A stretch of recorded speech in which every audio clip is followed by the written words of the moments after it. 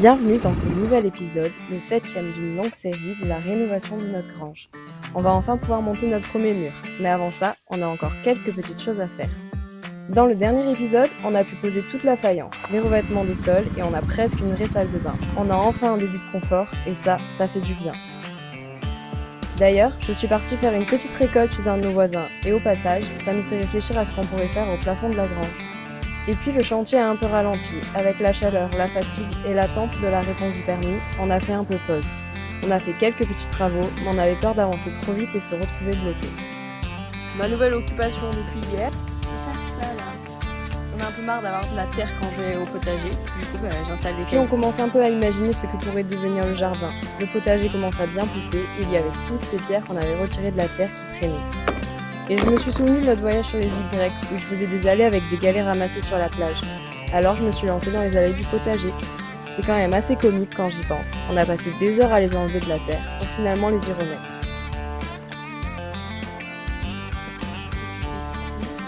On est pas trop mal, ce morceau-là, presque fini.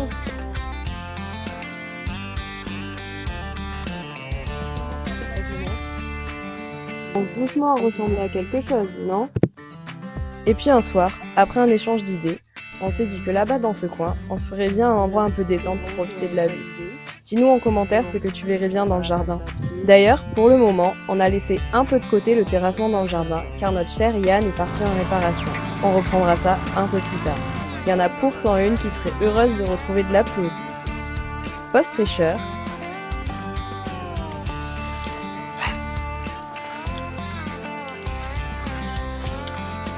Puis pause sieste. Ils sont pas trop mignons tous les deux ? J'avais trouvé cette vieille planche dans la grange, en attendant de lui trouver sa future place, et c'est chose faite. Et c'était aussi l'occasion de tester, de poncer avec la disqueuse plutôt que la ponceuse. Par contre, faites pas comme moi, mettez un masque. Et des lunettes. Ah, et des gants aussi.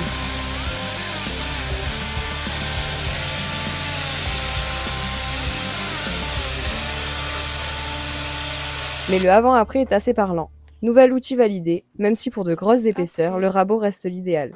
On va protéger l'étagère. Ça va faire une belle étagère à bocal. Oh merde, oh merde.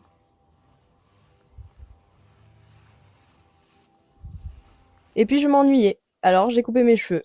Deuxième pause fraîcheur, finalement, y a pas que dans le sud qu'il fait chaud. Et enfin, la délivrance. Notre permis de construire a été accepté. On va pouvoir monter nos murs pour enfin avoir un vrai petit appartement de chantier et pas ouvert à tous les éléments naturels. D'ailleurs, pour l'occasion, l'orage est enfin arrivé après plusieurs semaines de canicule. Ça y est, c'est affiché.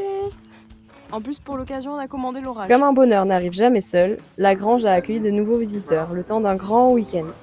Et un des visiteurs a finalement choisi de rester et de déménager ici.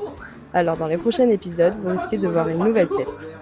Pour terminer de marquer cette journée, le ciel nous a offert son plus beau spectacle. Un ciel barbe à papa avec un double arc-en-ciel. Avec un double arc-en-ciel. Je suis sûre que là-bas en bas, il y a un petit coffre, le petit chaudron avec Les travaux ont fait une nouvelle petite pause. On a profité de ces quelques jours pour respirer, prendre le temps et se promener. Même l'inspectrice des travaux finis s'est reposée. Et regardez-moi cette beauté, elle prend la pause carrément. L'orage gronde encore. On va s'en prendre encore un bon.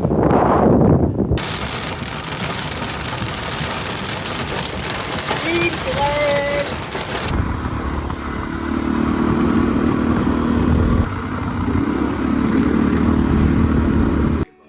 Salut petite souris.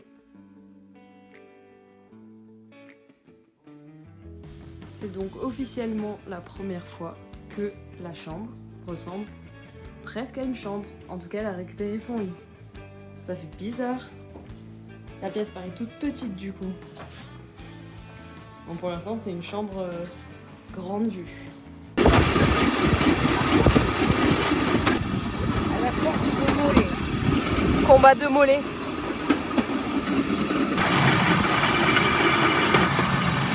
On a même soutenu les bleus le temps d'une soirée. Pendant ce temps, dommage, la grange ne s'est pas transformée toute seule. Alors c'était l'heure de reprendre les travaux. C'est parti pour monter les murs. On a enfin pu monter le mur qui fermera notre salon. Et pour ça, on utilise des agglos, parpaings ou moellon, appelez ça comme vous voulez, ça revient au même. Il a eu une chance de coquille.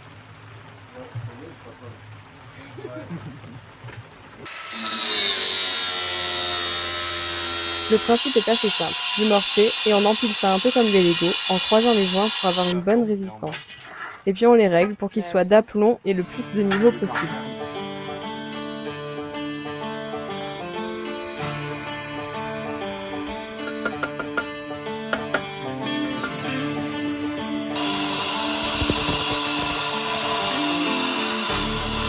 On coule 2 poteaux et on n'oublie pas de calculer la hauteur finale de notre menuiserie pour pouvoir poser notre trélinteau et venir couler un chaînage.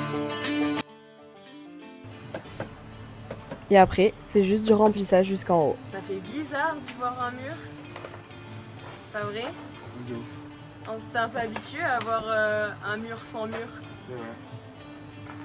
Oui, pardon, excuse-moi, chef. Pardon, chef.